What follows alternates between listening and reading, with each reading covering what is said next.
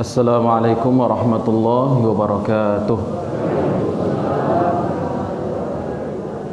Alhamdulillahi rabbil alamin, wa bihi nasta'inu ala umuri dunya waddin. Nahmaduka rabbi kama yanbaghi li jalali wajhikal karim wa 'azimi sultanik. Ashhadu an la ilaha illallah wahdahu la syarika lah, wa ashhadu anna Muhammadan 'abduhu wa rasuluh al-mab'uuts rahmatan lil alamin. Allahumma salli wa sallim wa barik ala hadzal nabiyil karim habibina al-mustafa Muhammadin wa ala alihi wa ashabihi wa man sara ala darbihi wa iktafa atharahu ila yaumiddin. Subhanaka la ilma lana illa ma 'allamtana innaka antal alimul hakim. Rabbi shrah li sadri wa yassir li amri wahlul 'uqdatam min lisani yafqahu qawli. Allahumma 'allimna ma yanfa'una wanfa'na bima 'allamtana wa zidna 'ilman ya rabbal alamin. Kaum muslimin, bapak-bapak, ibu-ibu, jamaah Masjid Raya Pasagadang, semoga kita semua diberikan taufik hidayah senantiasa oleh Allah untuk terus beramal saleh. Amin ya rabbal alamin. Subuh ini marilah kita merenungkan beberapa ayat Al-Qur'anul Karim yang berbicara tentang kehendak Allah dan adab kita sebagai hamba Allah ketika kita mengucapkan kalimat insyaallah. Insyaallah, judulnya insyaallah. Sebagai seorang yang beriman, yang mengaku sebagai hamba Allah, maka sepantasnya janganlah kita menisbatkan apapun melainkan semua itu berasal dari Allah. Sebagai seorang yang mengaku sebagai orang yang beriman, apapun yang hendak kita lakukan, apapun yang telah terjadi, hendaknya kita menisbatkan hal tersebut, menyandarkan hal tersebut bukan berdasarkan kekuatan kita pribadi, tetapi kita bergantung dengan kekuatan yang mutlak, yaitu kekuatan dan daya upaya dari Allah Subhanahu wa taala. Wala haula wala quwwata illa billah. Sering orang tertipu dalam hal ini dan dianggap remeh. Tertipunya bagaimana? Mungkin dia dilebihkan jabatan sehingga dia merasa bisa melakukan segala sesuatunya. Mungkin dia dilebihkan dengan kemelaratan sehingga dia bernyandar kepada kemiskinan. Mungkin dia menyandar kepada gelar akademik, hebatnya dia di studi sehingga dia mengandalkan kepintaran. Mungkin dia dilebihkan soal harta sehingga apapun dia lakukan rasanya uang yang menolong segalanya. Ini adalah keyakinan yang batil, keyakinan yang salah, keyakinan yang jauh dari petunjuk Allah Subhanahu wa taala dan sunnah Rasulullah sallallahu alaihi wasallam. Orang yang hebat selalu menisbatkan kehebatannya kepada Allah. Ketika Nabi Sulaiman alaihi salatu wasalam, betapa hebatnya Nabi Sulaiman alaihi salatu wasalam, baik dari segi kenabiannya, ruhaninya, zikirnya, kekuatan finansialnya, kerajaannya. Mulkan la yanbaghi li ahad, dia punya kerajaan yang tidak ada tandingannya, tetapi dikit-dikit Nabi Sulaiman selalu menisbatkan kekuatan itu kepada Allah. Hazza min fadli rabbi, ini adalah karunia dari Tuhanku, bukan menisbatkan kepada dirinya. Tapi orang yang celaka senantiasa menisbatkan segala sesuatu kepada dirinya. Lagi-lagi ambo, lagi-lagi ambo, lagi-lagi ambo. Tu masjid tu kalau bukan karena ambo, nak jadi mau dikini tu dah. Tu kampung tu kalau ndak dakwah ambo, sesek sampai sepanjang zaman. Itu kalau kampus tu bukan karena jasa ambo, ndak akan jadi gadang mau dikini. Ambo, ambo, ambo, ambo. Jadi seorang mukmin mestilah sehebat apapun dia nisbatkan kekuatan kepada Allah. Seringan apapun rencana, katakanlah insya Allah. Tapi insya Allah ini banyak disalahartikan dan disalahgunakan. Leti bopak besok rapek masjid, insya Allahnya mantap, tapi tidak ada tam. Padahal sudah berjanji, sudah mengatakan jika Allah menginginkan dan dia sehat, dia waktu luang, dia duduk di rumah tetapi dia tidak datang. Ini zalim atas nama Allah. Kita perhatikan bagaimana ayat Al-Quran bicara tentang insya Allah. kita buka kisah Nabi Muhammad SAW yang ditegur oleh Allah dalam surat Al-Kahf, surah Al-Kahfi. Ketika itu Rasulullah didatangi oleh orang Yahudi mau dites, ini betul tidak Nabi atau jangan-jangan bukan Nabi, tapi sebenarnya Yahudi tahu ini Nabi. Lalu mereka mendatangi Rasulullah SAW dan bertanya beberapa hal yang Nabi tidak tahu. Bertanya tentang kisah Zulkarnain, bicara tentang kisah umat-umat terdahulu. Namun Rasulullah mengatakan datang besok. Rasulullah mengatakan datang besok. Kemudian besok datang, ternyata tidak turun juga wahyu. Ternyata tidak turun wahyu dan Nabi tidak tahu apa-apa, sehingga tidak ada jawaban yang bisa diberikan. Begitu juga esok lusanya, begitu terus lama juga tidak turun wahyu, sehingga Nabi SAW mulai khawatir dan malu terhadap orang-orang Yahudi itu. Bayangkan seorang Nabi kekasih Allah berhadapan dengan musuh Allah, kemudian Nabi tidak mengatakan kata insyaallah, besok datang, besok, sehingga ditegur oleh Allah Subhanahu wa ta'ala, taqullanna li syai'in fa'ilun zalika ghada illa ayyasha Allah. Jangan sekali-kali kamu katakan terhadap sesuatu aku akan berbuat melakukannya esok hari. Jangan katakan demikian, ai illa ayyasha Allah, kecuali kamu mengatakan insya Allah jika Allah mengizinkan. Bayangkan kekasih Allah berhadapan dengan musuh Allah dalam perkara dakwah, bukan perkara main-main. Tapi Rasul lupa. Bukan berarti Rasul tidak mengetahui, faham Rasul tentang takdir dan kemampuan, wala haula wala quwata illa billah, cuman kurang sedikit mengucapkan insya-Allah ditegur dalam Al-Quran. Nah, kita bandingkan dengan kisah Yahudi di zaman Musa alaihissalatu wassalam di suratul Baqarah. Apa ayatnya? Ketika Nabi Musa mengatakan pada orang-orang Yahudi yang sedang bersengketa, ada seorang ponakan miskin membunuh pamannya yang kaya raya agar dapat warisannya. Dia tidak punya anak laki-laki. Kemudian ponakannya ini dibunuh, dia omnya, mamak kandungnya ini, supaya dapat warisan. Mayat omnya ditaruh di kampung D, dia tinggal di kampung A. Kemudian orang-orang di kampung B tertuduh telah membunuh mayat ini. Kemudian tertuduh oleh orang-orang di kampung A karena mayatnya berada di lokasi TKP-nya di kampung B. Mereka saling berseteru siapa yang membunuh sebenarnya, ini ada mayat. Kemudian mereka mengadu kepada Nabi Musa alaihissalatu wassalam. Apa kata Nabi Musa? Innallaha ya'murukum an tazbahu baqarah. Sesungguhnya Allah untuk memecahkan persoalan sengketa kalian ini, solusinya ialah menyembelih seekor sapi betina. Kemudian atattakhizuna huzwa, ini beneran, ini serius nih Musa. Qala inni a'udzu billahi an akuna minal jahilin, aku berlindung daripada kejahilan dan kebodohan. Kemudian mereka bertanya, qalu da'u lana rabbaka yubayyin lana ma hi. Kalau begitu tolong tanyakan kepada Tuhanmu wahai Musa, apa bentuk daripada sapi tersebut? Dijawab oleh Nabi Musa bahwasanya dia tidak terlalu muda dan tidak terlalu tua, sedang-sedang saja. If'al ma tu'marun, faf'alu ma tu'marun, maka kerjakanlah, kata Nabi Musa, segera, jangan banyak tanya. Kalian tanya itu hanya untuk mencari mengundur-undur waktu, tidak mau menjalankan perintah Allah. Belum puas jawaban yang pertama, kriteria tentang umur, ditanya lagi, qalu da'u lana rabbaka yubayyin lana ma launuha, warnanya gimana? Ini pertanyaan untuk mengundur-mundur untuk melaksanakan perintah Allah. Karena di kepala orang Yahudi tidak ada hubungannya memecahkan kasus pembunuhan dengan menyembelih sapi. Apa hubungannya? Kalau untuk mbak randang, jadilah sembelihlah sapi. Ini menurut otak orang Yahudi. Padahal ini wahyu dari Allah Subhanahu wa ta'ala. Ini pembunuhan, solusinya ialah begini kata Allah. Tapi mereka mungkir. Jadi warnanya apa? Kemudian dijelaskan dalam Al-Quran, warnanya ialah kuning pekat, safra'un faqi'un launuha tasurru nazirin. Belum puas? Belum. Tanya lagi.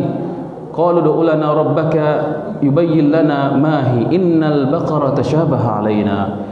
Wahai Musa, tanya Tuhanmu lagi bagaimana sapi tersebut ciri-cirinya. Sesungguhnya kami agak sulit untuk menentukannya. Wa inna insyaallahu lamuhtadun. Nah, ini yang harus kita garis bawahi. Ketika mereka bertanya rewel, apa istilahnya? Bahasa Minangnya. Nyinyir. Itu yang dari tadi mau pikiran. Ketika mereka nyinyir, sebenarnya mereka tidak mau menjalankan perintah itu, cuma mengulur-ulur waktu saja, sehingga dipersulit oleh Allah Subhanahu wa taala. Tapi ada satu kalimat yang dicintai oleh Allah, wa inna insyaallahu lamuhtadun. Dan kami, jika Allah menghendaki, kami termasuk orang diberikan petunjuk oleh Allah Subhanahu wa taala. Buka tafsir. Apa maksud insyaallah di situ? Kata para mufassir, jikalaulah orang Yahudi tidak mengatakan insyaallah, selama-lamanya mereka tidak akan menemukan sapi yang dimaksud dan tidak terpecahkan kasus itu. Lihat, tadi Nabi Muhammad lupa ditegur sama Allah, tidak jadi urusannya lancar. Ini Yahudi musuh Allah, berhadapan dengan Nabi Musa, tapi masih menisbatkan segala sesuatu kepada Allah. InsyaAllah akhirnya mereka bisa menyembelih dan terselesaikanlah kasus. Ternyata yang membunuhnya itu adalah ponakan dia sendiri, walaupun mereka tebus sapi itu dengan harga seberat emas yang ditimbang seberat kulit sapi tersebut. Sapinya susah dicari, tapi bisa mereka lakukan sebab apa? Kalimat insya Allah. Kemudian kisah yang masyhur kita dengar ketika Idul Adha, kisah insya'Allahnya Nabi Ismail alaihi salatu wassalam. Nabi Ibrahim ketika menikah dengan Sayyidah Hajar alaihi salam, lahirlah Ismail yang ditunggu-tunggu puluhan tahun. Lahirlah beliau, tapi kemudian harus ditinggalkan di sebuah lembah yang bernama Bakkah atau Mekkah sekarang, Makkah. Kemudian Nabi Ibrahim alaihissalatu wassalam terdapat kecintaan dalam hati beliau terhadap anak yang lama ditunggu ini. Sudah besar dia, karena 13 tahun ditinggalkan, umur anak 3 balik, laki-laki lah kadang. Kemudian turun perintah Allah melalui mimpi, ya bunayya inni araka fil manami anni azbahuk. Wahai anakku, aku melihat mimpi yang hak, dan mimpi para rasul itu wahyu, bahwasanya aku menyembelih engkau. Fanzur maza tara, apa pendapatmu wahai anak? Nabi Ibrahim nabi, anaknya juga nabi. Kemudian diperintah untuk menyembelih anak sematawayang. Kemudian apa yang terjadi? Fanzur maza tara. Kemudian apa kata Nabi Ismail? Apa pendapatmu wahai anakku? If'al ma tu'mar, kalau lakukanlah wahai ayahku, ya abati if'al ma tu'mar, wahai ayahku, lakukanlah, kerjakanlah apa yang diperintahkan Allah. Apa ayat lagi Ustaz? Wa insyaallahu satajiduni insyaallahu minas sabirin. Lakukan wahai ayahku, engkau pasti mendapatiku termasuk orang yang sabar insyaallah. Satajiduni insyaallah minas sabirin. Lakukan dan engkau akan mendapatkanku termasuk orang yang bersabar atas menjalankan perintah ini. Bayangkan akan disembelih, tapi dia menisbatkan sembelihan itu kepada dirinya yang ngeri tersebut, yang mungkin orang zaman sekarang disembelih tidak akan mau, pastilah kabur dia.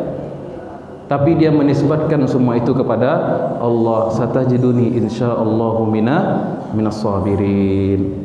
Maka apa yang terjadi ketika seorang hamba menjalankan perintah Allah, tawakal yang sempurna kepada Allah, maka yang terjadi ialah tadinya mau nyembelih manusia berubah menjadi kambing atau kibas yang sangat besar.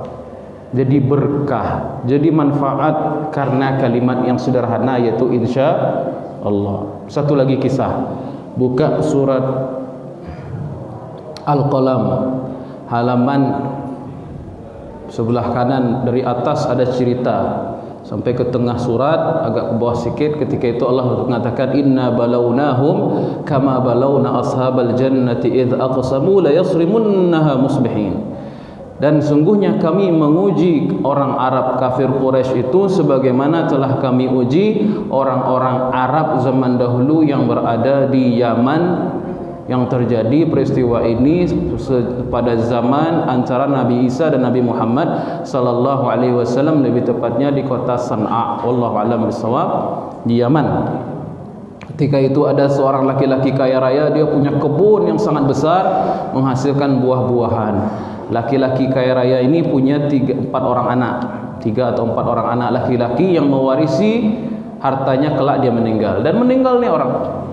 Dan orang ini, bapak yang kaya raya ini, setiap kali dia panen, setiap kali dia memanen buah-buahan kebunnya, dia sedekahkan, beri makan orang-orang miskin. Ketika dia meninggal, tentu hartanya dibagi ke anak laki-lakinya, dibagi 3, bagi 4, tentu hitungan matematiknya lebih sedikit karena sudah dibagi. Sehingga anak-anaknya ini punya ide bagaimana kalau harta ini kita maksimalkan, tidak usah kita sedekah, hasil panen yang besar itu kita kumpulkan, kita bagi 4 langsung. Sehingga mereka tidak mau bersedekah sebagaimana sedekah bapaknya dulu, sehingga kelaparan orang-orang miskin yang selama ini menantikan sedekah dari kebun raya, kebun besar ini. Kemudian idza aqsamu la yasrimunnaha musbihin, sampai mereka sudah bikin rencana, membuat persiapan untuk memanen hasil kebunnya besok pagi.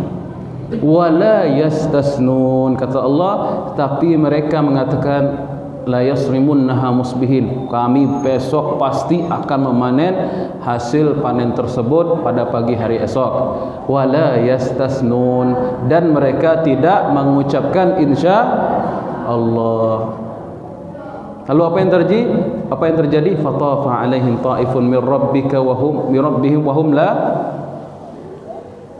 hum naimun. Dan bertawaflah, berputar, berkelilinglah makhluk yang berputar. Ada yang mengatakan Jibril alaihi salatu wasallam di kebun mereka, sedangkan mereka tidak sadar, mereka lagi tertidur. Fa asbahat kassarim, sehingga kebun tersebut hitam, hangus, habis semuanya, tak tahu beda lagi mana yang batang, mana yang akar, mana yang buah, mana yang bunga, semuanya sama menjadi hitam.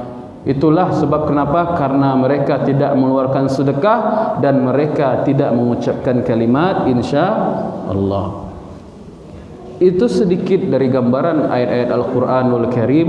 Kalau kita bicara tentang hukum dah selesai, tapi kalau kita renungkan ayat-ayat di dalam Al-Quran yang bicara tentang konsep insya Allah ini adalah ucapan yang diridhai, disenangi oleh Allah, dan akan mengundang pertolongan dari Allah Subhanahu wa taala.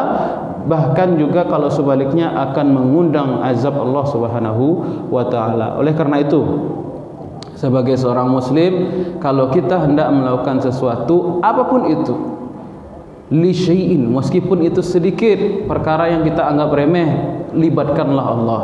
Katakanlah insya Allahu, bahwasanya Allah Subhanahu wa taala yang berkehendak, yang bisa menolong kita, yang memberikan kita taufik hidayah atas perbuatan ini. Jangan nisbatkan atas kekuatan kita, meskipun kita nabi sekalipun, tapi kita tidak ada mungkin jadi nabi lagi. Ada nabi setelah Nabi Muhammad SAW, artinya tidak ada daya upaya melainkan atas izin Allah Subhanahu wa taala. Kalau masyiat, kehendak kita ingin datang, kita ingin melakukan ini, kemudian kita barengkan dengan ucap insyaAllah, masyiah kita bertemu dengan masyiatullah, kehendak Allah, dan bertemu dengan kehendak kita, itu yang disebut dengan taufik. Diberikan taufik, keselarasan antara maksud kita dan maksud Allah Subhanahu wa ta'ala. Tapi nyampang sakit atau terhalang oleh segala sesuatu, berarti kita sudah mengatakan, nisbatkan itu kepada Allah, berarti takdir Allah yang menyelesaikan lagi. Yang masalah, dia tidak niat melakukan itu, dia cuma ingin menghibur orang, mengatakan yo ambo datang insya Allah, tapi dia tidak datang, dan ini juga berdosa karena Allah sudah mengizinkan dia tetapi dia tidak melakukannya. Mudah-mudahan apa yang kita bahas dari beberapa ayat Al-Quran dan kisah tadi tentang insya Allah, semoga kita semua diberikan taufik, hidayah, pemahaman, dikuatkan iman dan amal kita soleh kita. Mudah-mudahan habis penghujung Ramadan ini termasuk orang-orang yang bertakwa. Mohon maaf bila salah dan kekurangannya. Wabillahi taufiq wal hidayah. Wassalamu subhanakallahumma rabbana bihamdika asyhadu an la ilaha illa anta astaghfiruka wa atubu ilaik. Wassalamualaikum warahmatullahi wabarakatuh.